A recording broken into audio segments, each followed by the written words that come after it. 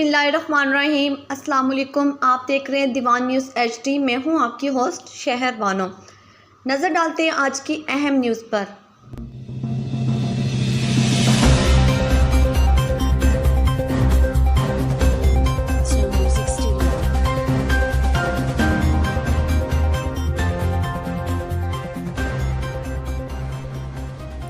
आरावाला से खबर शामिल करते हैं। पाकिस्तान फेडरल इत्तेहाद यूनियन ऑफ जर्नलिस्ट की जानिब से चौधरी मोहम्मद अजमल को नायब सदर पाकपतन नामजद कर दिया गया।